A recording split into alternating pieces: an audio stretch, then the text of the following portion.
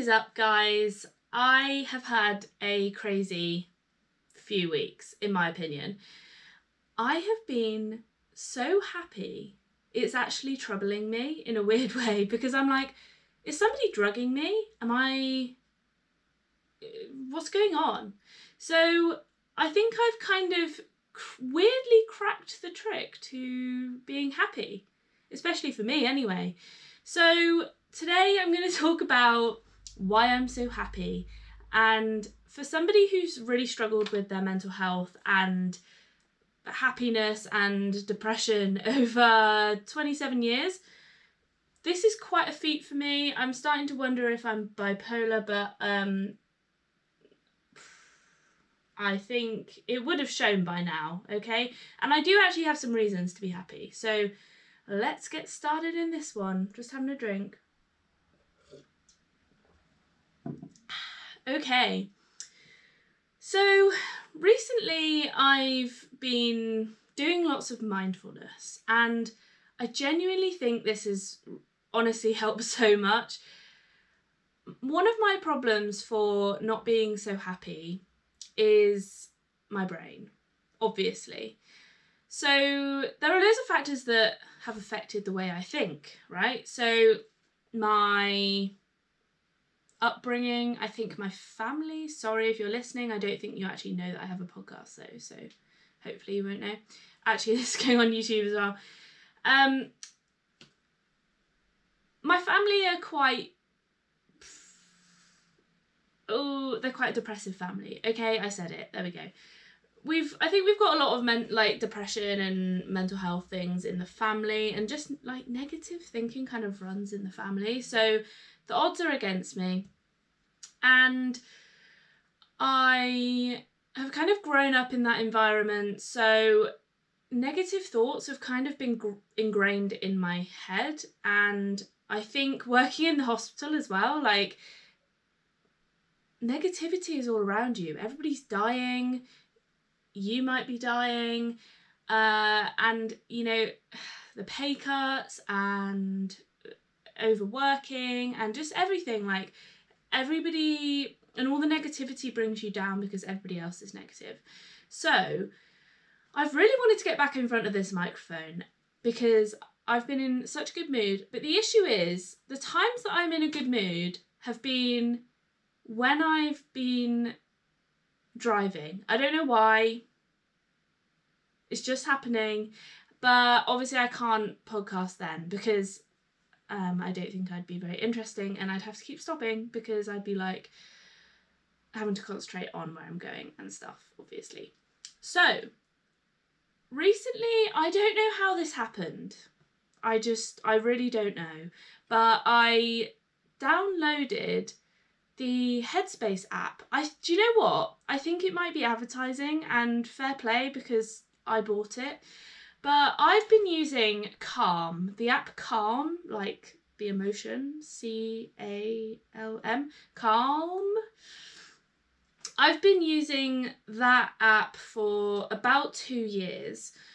Now, I am going to do a review on which one's better. I'm going to talk about both of them and the comparisons, but just a quick brief overview of Headspace and Calm. They're both meditation mindfulness apps, but I really love the way that I like both of them, but Calm is more aesthetic, and I think Headspace is a bit more functional in terms of it takes you through different activities.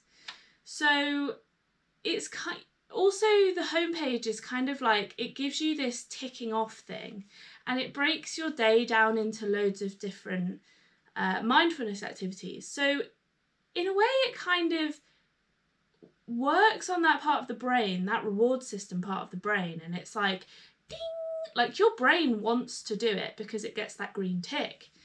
So I've actually been doing, out of 4 or 5 of the activities, I've probably been doing like 3 or 4 of them a day. And funnily enough, I haven't done any today though. But I've been doing 3 or 4 of them a day. So I've been extra mindful, and I definitely think it has honestly almost, now it's obviously a practice thing and it's hopefully going to get better in time, but it's kind of really reduced my overactive thoughts. My thoughts in my head were so intense. They sometimes felt like a running train, like this, like constant, and I was like it's exhausting thinking that much all the time, right? But let's not also forget the fact that all of those consistent negative thoughts, they were all negative. Now, a lot of my thoughts were, oh my God, look at that mess. Look at what I've got to do. Oh my God, all the cables are untidy. Just like beating myself up, and then constantly like at work being like, I haven't done this and I haven't done this, and oh, that patient's going to be difficult, and like, oh, I don't want to go see them, and oh, just constant negative thinking in my head. That brings you down so much. And to quieten that, now it's not completely gone. It's not completely gone. Like, let's be honest. That little voice in the back of my head is still there, but I can, through practice, I seem to have just squashed it down a bit. Now, the weird thing is you don't really notice that voice is there until you stop and until you do notice it, obviously. But it takes that stopping and that wanting to notice it to notice it. I've found it really hard in the past to be like, I'm just going to sit and do nothing. Like, I am constantly doing something. And if you saw behind me right now, like you see if you're watching on the YouTube video, like, my space is really nice and contained and it looks really nice, apart from, I don't know if you can see those cables, but behind you is an absolute mess. I can't be bothered to get up and turn that around because I'm actually trapped in here. I've put the table way too close and I can't get out easily, but behind the camera, maybe I'll show you in a minute, at the end even, there's loads of shit behind and it's all ready to go to the car boot. So, moving on from that, this is actually a good segue, because one of my ways of sort of clearing my mind and my like constant thoughts of stress and anxiety in my head have been to have a massive clear out of my house. I've felt very unhappy here. I've just been, I felt like, so Tom has moved in recently. I felt like there's so much stuff in the house, it's so overwhelming. And I'm like constantly doing something. I have a lot of plants with my business. If you don't know about it, plantdoctorcreations.com. Plant Doctor Creations on Etsy. But having loads of plants that you have to look after, but also having lots of stuff in your house, like, it is overwhelming. And I'm in a 2-bed, pretty small house, like maybe 12 meters. Actually, I think it's, how many meters is it across? I reckon about 5 or 6 meters across. Like, it's really not that big. Anyway, I'm going to the car boot tomorrow and I feel very good about the fact that I'm clearing everything out. There's so much shit in this house that I do not need. For example, over there's loads of puzzles. I haven't done a puzzle in about a year. There's a suitcase which I've never used and it just has shit in it. Loads of stuff that I've never used or don't use. And there's a bookcase. The books that were on it, some of them have gone up into the attic. Anyway, this is so boring.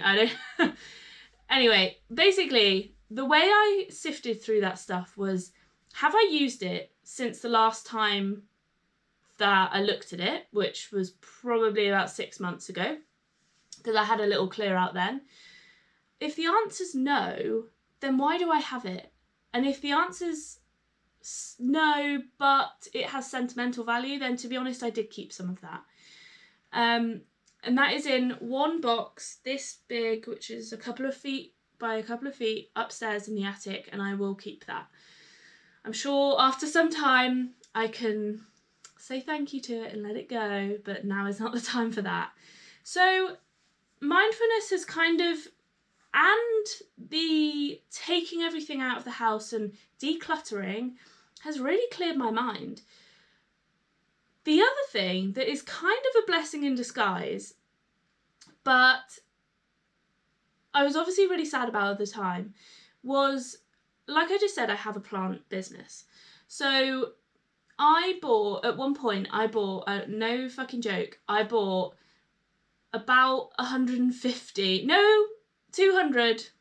I bought 200 of these variegated string of hearts. Now, after some time, I thought, let's take them out of there, because they come in pots and then they come in plastic things to surround them.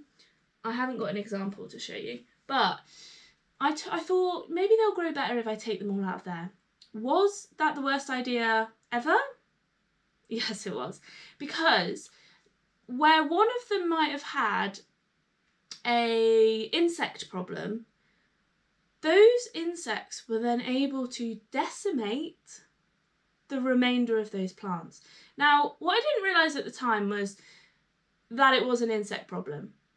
Now, I didn't realise that until later on, after they had sucked out the life from almost all of the plants in that room upstairs. And by that point, it was mealybugs. Probably mealybugs and thrips are two of the worst. I actually think spider mites are fine. Like, they do some damage, but you can generally see them. They have webs. Like, then you just wash them off and they're like, bye. But mealybugs are so small that until they're adults, you don't notice. And I saw this like white, what would you call it? It was like a really condensed cobweb. And I thought, oh, what the hell is that? Like, maybe it's a fungus or something. I'll just take it off. Now, what I didn't realise was that woolly cotton stuff that's mealybug eggs. So they were going at it and they were replicating like there's no tomorrow. Now, it's taking me a long time, like probably about a month to get on top of this problem. And a lot of that has been throwing them away, and it's been a sad time. I have gotten rid of 2.5 bin bags because I threw the compost away too. I was like, I'm not risking like this continuing. I threw the compost away, so it's 2.5 bin bags full of compost and dead plants, so that didn't take up much room because it was dead. But a lot of spraying, a lot of neem oil, a lot of literally physically removing these mealybugs, which are so weird looking. They're like albino woodlouse with tails. Like, that's the best way I can describe it. They've got 2 weird little tails. They're really tiny, but they are like woodlouse, if you know what a woodlouse is. Ugh. And they suck the life out of your plants. Now, when they're small, they are literally like pen dots. Like, you cannot see them. It could be like a fleck of dust or something. Anyway, I am rambling on about my plants, but there is a point to this. The point is that I realised I'd overordered. I had panic bought. Now, I haven't been able to get hold of these plants for, probably a few months now, and maybe because I bought them all. But the reason why I bought so many was because they were selling really well, and I was like, oh my God, like, I was at the start of my business, and I was like, I might not be able to get hold of these again. So, I probably predicted the future, to be honest, but I bought loads, and I completely overwhelmed myself with all of these plants that firstly I didn't have the setup for. I had to make loads and loads of new shelves, which cost me a lot of money, and it was overwhelming. There were so many plants here. I bought way too many, too quickly. I have learnt my lesson. But as a result of getting rid of all of my stuff, the car boot, and getting rid of all of those plants, I have literally cleansed my house. And it feels so good. Like, mess really stresses me out, like just being untidy and having loads of stuff around. So having that just gone. And at first it was, you know, I thought about it like a money loss, but I was like, do you know what? Like, there's nothing you can do about it. The mealybugs have done it. Let's just do some damage control, take away all of the plants that are fucked. Like, you're not going to save them. And try to prevent this happening in future. So, insecticide, I tried to go for organic, by the way. Organic insecticide is sprayed every week now, and it's dotted around the house. So literally any sign of any bugs, like one dying leaf, I'm like, so I'm on top of it now. But as you might see, if you're watching the video, all you have to do is go onto YouTube, if you're just listening on the podcast, but you know, you don't have to. I'll just try and explain the setup to you. In my front room, I've just gotten rid of the biggest dining room table you could ever imagine. It is almost 2 meters long, and considering that my front room is about maybe 5 by 10 meters. Actually, it's probably 5 by 8. It's really small. Having a 2 meter by 1.5, 1 and a bit meter dining room table in that space is just so much wasted space. So I have, if you can see, hello, in my video, I've got this, I bought it off Etsy because I only ever really buy things off Etsy now because I want to support small businesses, having a small business myself. I mean, I was doing it before I had my business, but I like to buy things off small businesses. This is handmade, theoretically, I think it is. It's made to order. It's I don't know what wood it is, but it's solid wood, like you can see the grains in it. I think it might be restored, is that what you call it? When reclaimed, that's it. Reclaimed wood, and it's nice and small, and it looks fucking cute. And sorry, I'm a bit far away from the microphone. And it's like industrial vibes, but it's like, it's great. There's so much room behind this this table that I feel like a weight has been lifted. A dining room table size weight has been lifted off me. So just like cleaning up my house, just taking everything out. There was, oh my God, I've honestly can't even cope. So having done that, I then went and bought more plants, to be honest, but I learnt my lesson.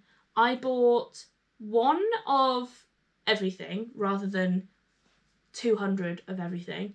But obviously one in plant terms is like you have to buy 6 or 8 in one go. But anyway, I bought one set of everything rather than like crazy amounts. And I honestly feel just on top of life. Like, I feel like I'm in like a flow of life and I've just got it right now. I'll probably look back on this one day and be like, either I was insane, or I'll look back when I'm in my like inpatient psych bed. Either I was insane or like, wow, how can I get that back? Because now's not a good time. So I've been really feeling the flow. I've been getting my podcast going. I've been getting my YouTube stuff going. And I honestly put this down to just mindfulness. Like, before, I would be constantly thinking like, oh my God, I have all of this stuff to do. How am I going to do it all? And I wouldn't just sit down and just like what I'm doing now is I wouldn't sit down and go, right, let's just record a podcast. Like, no, during this podcast, I would be thinking about all the other things I've got to do. And I tell you what, although I've cleaned my house and gotten rid of a lot of things, and the plants that were dying are now dead, so like they're gone out of my mind, the worry of, oh my God, I want to try and save them to try and prevent all this money lost has kind of gone. I've completely forgotten where that was going. Even though, it's kind of ironic because I was talking about feeling the flow, even though there's a few things gone out of my life, generally, like, I have recently retaken up my podcast, so having taken a break from it. So actually I've added more things into my life, but maybe it's more things that I enjoy and reducing stuff that is stressing me out. So I love doing my podcast, even though I would love to have the door open. I'm not going to lie, I am sweating. I'm sorry if I look horrendously shiny. I can't open the door when I'm podcasting because my microphone is a condenser microphone, and although it's very good and it picks up a lot of your voice, you can't really have any background noise. So I am condemned to sitting in the hottest sauna that is my house with no windows or fan or door open. Anyway. Woo! So, although not much has changed in my physical environment, like in terms of the amount of things that I have to do, that has not changed. I still have to cook, I still have to eat, I still have to go shopping, I still have to record my podcast, I still have to kind of script it. I mean, this is my script. I don't script my podcasts, I literally just write down a few bullet points and I talk. So scripting for a podcast is quite easy. I've got a lot of YouTube videos coming out soon. Now, thankfully, a lot of them are already kind of filmed and made, but I feel like the mindfulness the space in my head that mindfulness has made for me has enabled me to think a bit more clearly about creating podcasts and creating videos in a non-overwhelming way. Like, I just go, yeah, okay, I'm going to do that. But also, the other thing has been I've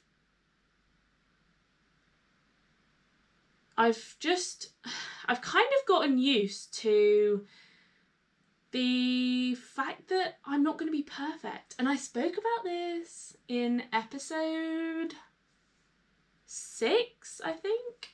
Episode 6. That has helped me so much. Like, yeah, the thing is, right, we watch YouTubers or people doing podcasts or whatever.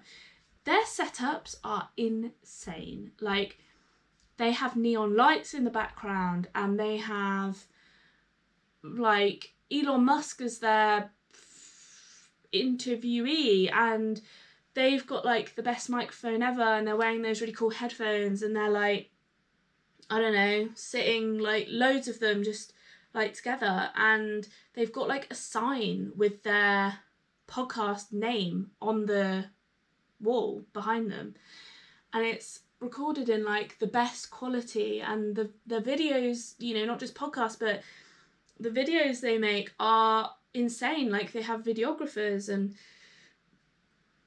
you can't compare to that. But I kind of realised that I'm watching YouTubers and podcasters who have been doing it for years, have a lot more money than I do, make money from it. I don't really make money from this at the moment. And they just have a lot more standing in the, you know, they've obviously got a studio because that's their job.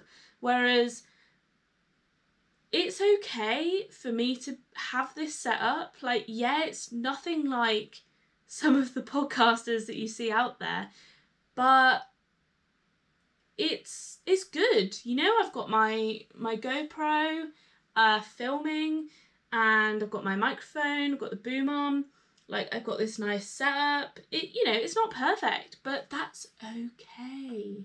So recently I went to this restorative medicine and remote medicine course that was in Dartmoor. I was an illegal immigrant there because I'm a locum doctor, and I don't think I was allowed to be there. But do you know what? I did speak to some of the people there, and they said it's fine, like, doesn't matter. So I thought, I'm going to be selfish for once. I am not a selfish person. I always do things for others. I don't put myself before others. And as a result, I maybe don't enjoy things or get as far as I could. I'm not the kind of person to stand on people to get where I want. So for me, this was quite tough to go on this course when I knew that technically I wasn't really allowed. But I knew that this course was like my vibe. I was like dying to go on it. This course could not have more been my thing. And since that course, so it was basically a 2-day course in the middle of Dartmoor, learning about remote medicine, so like expedition medicine and pre-hospital medicine, with lots of, I think, ED consultants and critical care paramedics. But it was like, weirdly, it had a mental health restorative yoga in the outdoors vibe about it, which we don't really get as doctors anymore. Like, we get these like chats about, you need to look after your mental health, and like, you know, are you okay, and stuff like that. But it's not the same as going to Dartmoor for 2 days, spending 2 days with great people, doing something you want to do in literally one of the most beautiful places. Like, it's an area of outstanding natural beauty, AONB. And I'm gonna have a video about it in a few weeks, so watch out for that one. It was honestly like the best 2 days of, I don't want to say my life, because I think my Norway trip was like really fucking good as well, despite being very expensive. But this was down the road, like this was a different level, you know. It was close to home, it was an hour's drive away, and a lot of these courses that you go on are so intense. Like, yes, there was a lot of stuff that we were doing, but it was like, oh, you know, it's quite chill about the timing, and it's not like, bah, bah, bah, bah, bah. Like, come on, why are you not on this thing? You're 5 minutes late. Like, like trying to squeeze in as much stuff as you can, and it's like so stressful because you're like constantly running around. Like, no, it was chill. I turned up 15 minutes late to this thing. It was fine. I turned up, like, I left to go have a little walk around at one point because I was feeling really hot in this room that I was in. And that was fine. Like, nobody was like, oh my God, you missed part of this. Like, I can't sign you off now. Like, no, it was chill AF. And because I want to do this as a career, it was so inspiring for me. And we did this amazing yoga session out at like 7 a.m. and the sun had obviously risen quite before then, but it was like down by the river and there was nobody there except us, and it was like, it was so amazing. Like, anyway, it inspired me. If you want to see the videos and pictures from that, please do like subscribe and go and visit my YouTube channel if you're listening on the podcast, because that will be coming out soon. And honestly, like, I can't wait for this video. I've like figured out the video. I actually sound like insane. Like, I'm saying it and I'm like, oh my God, I sound like I'm having some kind of psychotic, grandiose episode. But I'm like, I've figured out how to make a YouTube video. Like, I've figured it out. So anyway, the pre-thought and planning means that I already know what I'm filming before I've made it. So like, I know where, you know, what to film and what videos to do and like the script. So I know it just takes away the stress of trying to put together loads of videos after you've made it. Anyway, for those of you who don't have a YouTube channel, that might not be as relevant. So anyway, I went on this restorative course. So during that, we had like some mental health sessions, which were honestly like group counselling, like, but it was great if that's your vibe, which it should be. But during that, we basically talked about issues that we're having, or like parts of work that aren't making us as happy. And what did I say? I can't remember what the session was about, but I think it was about like, you know, just the hospital system and like how it's kind of bogged down at the moment. And I've been thinking a lot recently about, and having way too much anxiety about, the fact that the NHS is going downhill, and the fact that it's kind of feeling a bit irreparable, and I don't know what to do about it. I mean, you could stand and look at me and think, well, Dawn, you can't do anything about that. Like, it's the NHS. But in a weird way, you kind of feel like you can, because you're a part of it. But also, you're like, well, I could go and be a politician, but I also don't want to be. And you kind of feel a sense of responsibility for your patients. That's kind of ingrained in you because you've been taught that. But also you feel like it could be fixed if only this was changed or this was changed. But, you know, I think that has been affecting the way I've been working and the way that I've approached going to work, and the fact that I feel so helpless at changing all of these things. But this one sentence and story kind of changed my view on that. So we were sat in this barn. It was quite hot, so we were sat in this barn, and it was like weirdly rainy, humidy, thunderstormy, hot, and mildly rainy. So we're sat in this barn, and I'm saying about how I've been feeling a weird, overwhelming pressure to change the system. Like, why can't we, you know, why is the budgeting so bad? And if only, you know, care homes, we had more care homes, or if only we had this. And somebody said to me, Dawn, somebody once said to them, because it was affecting their work, because they were getting loads of, this doctor is quite senior. When he was younger, he was getting lots of out of hours, after, like, evening appointments added on. He was working as GP. So he was getting appointments after 6 p.m. and that was stressing him out, because he was like, it's just adding more and more work to the end of your day.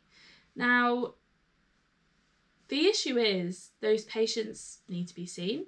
Some of them are sick, yes, but it's hard for a receptionist to say no to, like, I get that. That's no, like, disrespect on them. Like, it's hard when a patient is ringing you saying, like, I'm really unwell or I'm in pain, like, I need to see a doctor. So the doctor was getting a lot of out of hours appointment requests, and like 4 after hours or whatever, or 4 to 8. Now, he was getting quite upset about that and just getting kind of angry at the patients. But his supervisor, and he had a complaint. His supervisor received this complaint, or maybe one of the GP colleagues, and said, look, you can't change the system. The system is what it is, but you can change yourself and your mindset around that. And he said that to me, as in, he told me that story and said, you know, you can't change the system unless, I don't know, I run for Prime Minister, which I don't want to do, and it's probably not going to happen. You can't change the system, but you can change the way you perceive it, the way you handle it. You can change yourself. And that has changed my perspective on this, because I've been like, I've just let it go. I've just let it go and been like, I can't change the system, so I will change the way I look at the fact that the system is failing. And the system has been failing for a lot of time.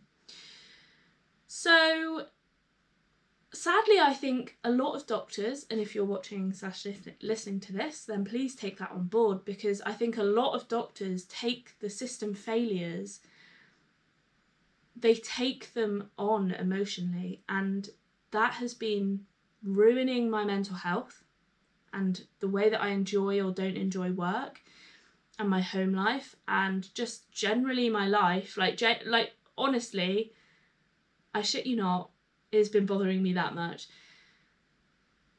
But just that one sentence has completely changed my mindset on that.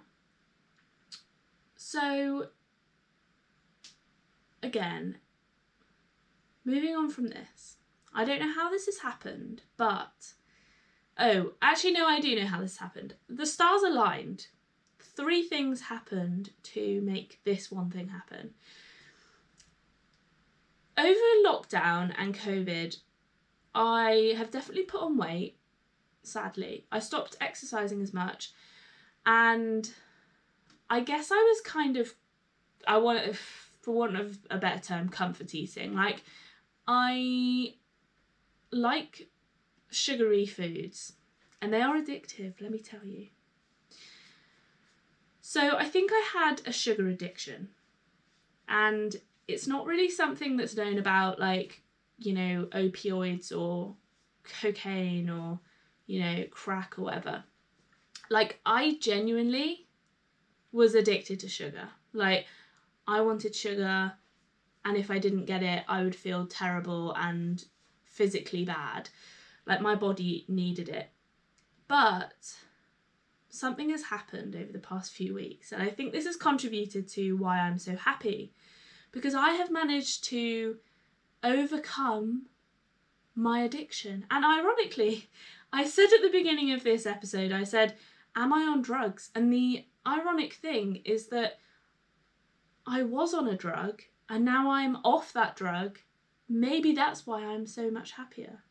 But sugar was my drug, and the 3 things that aligned, now let's see if I can remember them because I haven't written them down.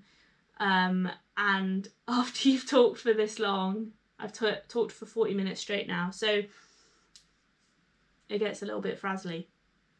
So one of the things was the mess has shut temporarily so that it was getting refurbished. Now, anybody who knows what the doctor's mess is, it's basically, if you don't know, I'm going to tell you, it's basically like a doctor's common room.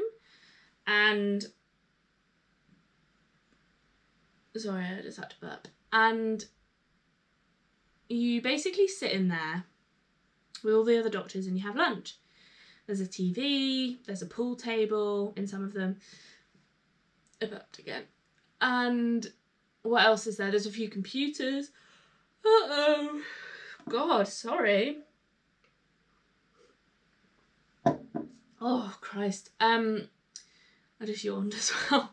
So there's a few computers, there's a kitchen, toilet, shower, whatever. It's quite old style. But in these places, there's a mess committee, and there's a food and drink whatever committee. They basically buy in the food and drink. Now, most of this consists of chocolate, crisp. It's terrible. Like, I don't know why we buy all this shit. In my last mess, there was a whiteboard, and it was like, make suggestions of what food you want. And I was like, fucking vegetables. Like, and then I gave like a list: tomatoes, carrots, cucumber. Is that what I said? Yeah.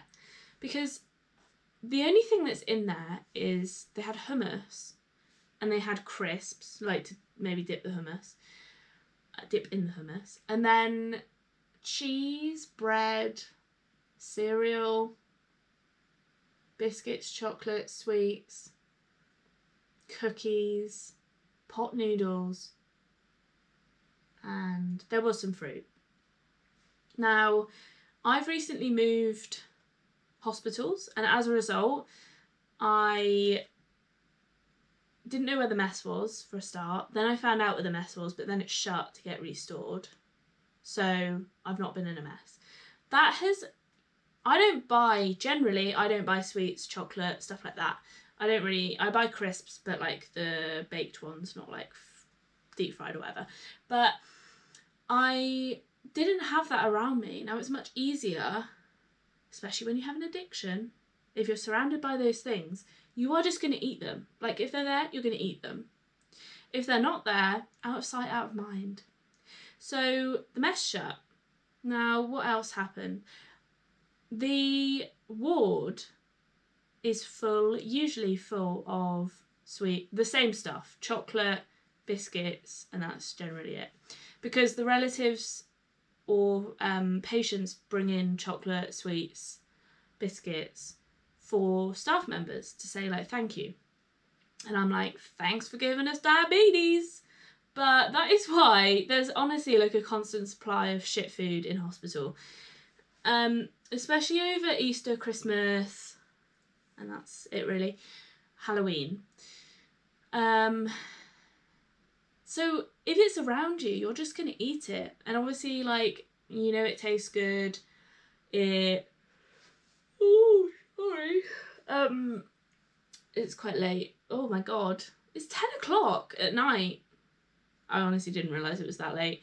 I only got up at 2 p.m. today.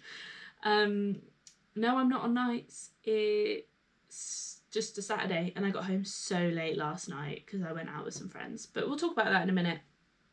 So, yeah, that was number 2 of the 3 things where life aligned. Now, I can't remember the third, but I think maybe I just hadn't been buying the stuff, or maybe that was the third. Anyway, all of these things accumulated together, and I didn't have sweets and chocolate and stuff like that, and biscuits. As a result, I don't know why. I think I just bought loads of fruit because it's in season. I think that's the other thing, is I just wasn't buying it, and I was buying loads of fruit because there's so much of it at the moment. It's actually cheaper. It's like in season, so it's nice. I've grown some in my garden, like blueberries and stuff. So that's kind of been fulfilling my sweet need. My sweet, sweet needs. And as a result, I have been feeling very crap and tired over the past couple of weeks. So, like, let's say 3 weeks ago. The 2 weeks, the week before, I was feeling very tired, and I was like, what is wrong with me? Now, I've talked about my health issues recently, and some of that involved recurrent long-term bleeding. Now, we won't go into it. Maybe I will do an episode on that one day, but not right now. So I thought maybe I'm just tired because my iron levels are low, or my hemoglobin is low, or maybe I'm a bit sick. I don't know. Maybe I've got COVID. Like, I just kept coming up with all these reasons. Like, why am I tired? And I felt so lethargic. Like, my muscles, like, I felt so dead. I was just miserable. I was like, I don't want to be at work. And I was like, am I burnt out? Because honestly, guys, I burn out on quite a regular basis. So I was like, I don't know. I didn't know what was going on. But what I realised was this. I talked to my therapist. I have a therapist. I see her. It was every week, but now it's once every 2 weeks for money saving purposes. # cost of living crisis. But basically, I talked to my therapist, and then over that week between seeing her, I had some sugar, and I was like, oh my God, I feel normal again. And that was when I realised I had a problem, because I had been crutching myself up with sugar for way too long, and when I didn't have it, I was withdrawing. Like, I felt rubbish, I headaches, I felt really moody, I was like really tired, like feeling crap. And then I went back to her and I was like, oh my God, I've been withdrawing from sugar for like a week or 2 maybe, and I'm now past my withdrawal period. When I now eat chocolate or sweets or whatever, I only have maybe 1 or 2 rather than like loads, absolutely loads, probably hundreds of calories a day. And it actually tastes so sweet to me now. I'm like, wow, like, it's like when people have opioids, like they start off with a little amount and then they're like, this is doing nothing now, so they up it. And it's the same with sugar. Honestly, it's like, it's an unrecognized addiction right now, but it is an addiction. Like, it's I would say the same as being addicted to opioids, except that it's not illegal and it's cheaper, significantly cheaper to buy sugar than it is to buy opioids. But what is the difference? Like, genuinely, apart from it's obviously not illegal, but if you think about how much sugar ruins people's lives, like the mental health aspect of it, I've been, you put on weight and then you get diabetes inevitably. And did you know that out of all of the people in hospital, 20% of them have diabetes? Now, the general population percentage of having diabetes is not 20%. So that means that a disproportionate amount of people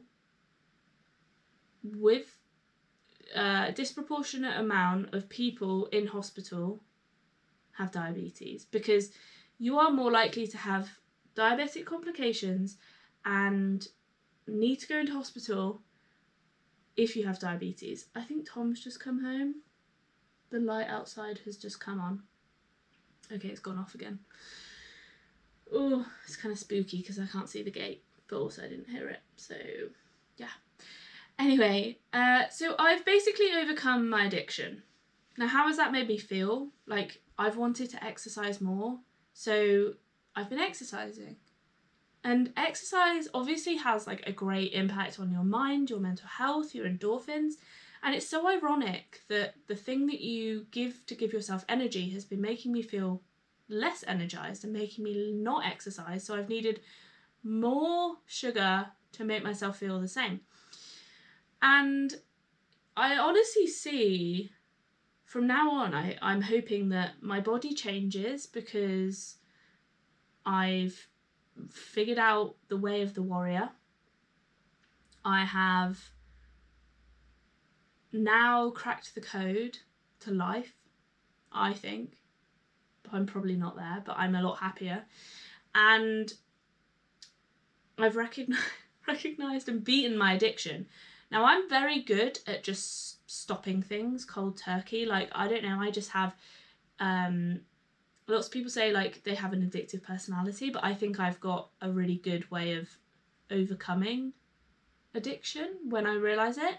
So I actually smoked for a year when I was like 14, and I just quit. I went on holiday, like maybe an exchange thing to Germany, because we had an exchange student, and she came over for like a year, and then I was like, I could go over to Germany and like see what that's like. So I stayed with them for a week, and I didn't smoke the whole time, and then I came back and that was it. I just didn't smoke after that. 9 days, done.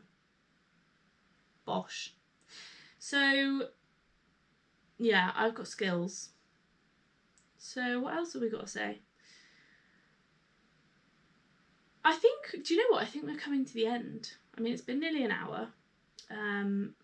I do have one other thing to say, and that is that the ward that I'm working on at the moment, although I don't love geriatric elderly care medicine, whatever you want to call it, I'm sorry if I called you geriatric, like, get over it. The ward that I'm on at the moment is supposed to be medically fit, in inverted commas, because it's not, and we've had a COVID outbreak, whatever, but the people on the ward are surgical nurses, and I don't know if that makes a difference, but the team are so lovely there, and I love being on one ward and just getting to know everybody and having a good time, and it puts me in so much better mood. I hate being moved around. Like, I love just forming relationships with my colleagues and having chats, like not just like small talk and shit work chat, but like having chats about stuff. Like the other day we were, oh my god, so one of the HCAs that works there is doing one-to-one care with one of these patients, and we were talking about, he works in the prison, and we were talking about just like all the prisoners that he's looked after and like some of the high profile cases, and then just like randomly, I don't know, sometimes I think of weird stuff, but I was like, do you reckon you could get your leg up on the desk? And he was like, yeah. And then he just did it. And we had like a really fun time, like him throwing his leg up on the desk. I think this was at the time when we didn't have any visitors, so it was kind of okay. But we were like joking around, like, oh, you didn't look very stable, like you ought to do it again, and then made him do it 3 times, and then he was like, you do it. And then I did it, but bear in mind that this is like to my chest. I'm 5'1", 155 centimetres. This desk goes up to my chest, like I put my arms on it like this. So it's quite high. And yeah, we just have a really good time throwing our legs up on the desk. And just like jokes about like, oh, one of the nurses pole dancing on the desk because there's a pole that connects the desk, weirdly, I don't know why, but there's a pole that connects the desk to the ceiling, and then yeah, just having like fun chats about stuff. And because the ward's been closed for COVID, it's kind of been chill the last couple of days, to be honest, but yeah, it's been a good time. So that was another factor, is I love my colleagues, and if you're listening, which you probably aren't, I love you guys. One of them gave me a haircut the other day in the shower. It's just great when you have like a really good work situation going on. Anyway, guys, that is me wrapping it up. Basically, what I'm saying out of all of this is there are lots of situational things that you can change, but the main aspect of it is changing your mindset. So a lot of these things have kind of been interlinked with each other, and yes, sugar and beating that sugar addiction has really helped, but the mindfulness, the restorative course, the career like projection changes, and just seeing everything in a different light, like getting rid of my negative thoughts, and getting a lot of the negative thoughts were coming around the physical feeling, withdrawing from sugar and not exercising. So a lot of it is mindset. Honestly, mindfulness is the one. I don't have an affiliate link, but I wish I did, to Headspace, but just go and check it out. Like, you can do a free trial, I think. I don't know if it's 3 days or a week, but go and have a look. I will do a discussion about probably a video about Calm versus Headspace, the two probably topmost most popular mindfulness apps. But until then, I would honestly go check out Headspace, because it's changed my life as well as the other things. But remember, it's not about your situation. Yes, you might be able to change that, but sometimes you can't. It is about your mindset. So with that in mind, I will speak to you in the next episode. I hope you enjoyed it. If you did, please comment on the YouTube channel. Please send me an email, contact@diariesofaDoctor.com. I don't answer it very often, but I do. Or on Instagram @diariesofaDoctor1. Or that's it really. Leave a comment on my blog, whatever. So I will speak to you in the next episode. Thanks for listening.